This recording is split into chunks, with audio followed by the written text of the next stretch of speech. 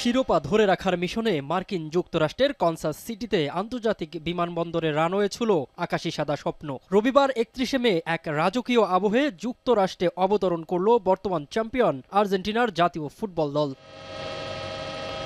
পুরো দলের দিকে নজর থাকলেও সবার চোখ কেড়েছে তাদের বহনকারী বিশেষ বিমানটি। বিমানের লেজের দিকে জ্বলজ্বল করছে বিশেষ একটি সংখ্যা, নাম্বার 10, যা কিনা ফুটবল ইতিহাসের অন্যতম সেরা ফুটবল জাদুকর এবং আলবি সেলেস্তাদের অধিনায়ক লিওনেল মেসির আইকনিক জার্সি নাম্বার। এই নাম্বার 10 লেখা বিমানটি যেন জানান দিচ্ছে বিশ্বজয়ের এক অনন্য মিশন নিয়ে মার্কিন মুলুকে পা রেখেছে স্ক্যালোনির শিষ্যরা।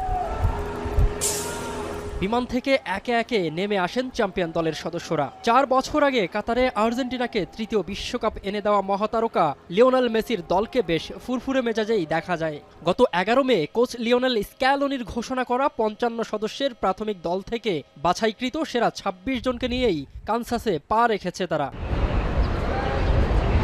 এবারের বিশ্বকাপে কানসাস সিটি আয়োজক শহরগুলোর মধ্যে আকারে সবচেয়ে ছোট হলেও আর্জেন্টিনা, ইংল্যান্ড ও নেদারল্যান্ডসের মতো পরাশক্তিরা এই শহরকেই বেছে নিয়েছে তাদের মূল ঘাঁটি হিসেবে।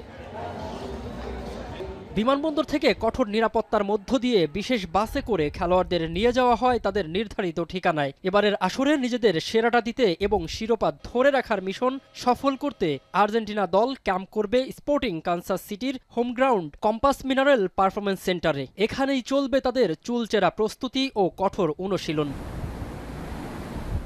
আগামী ১৬ জুন কানসাস সিটিতেই আলজেরিয়ার বিপক্ষে ম্যাচ দিয়ে নিজেদের শিরোপা ধরে রাখার মিশন শুরু করবে আর্জেন্টিনা।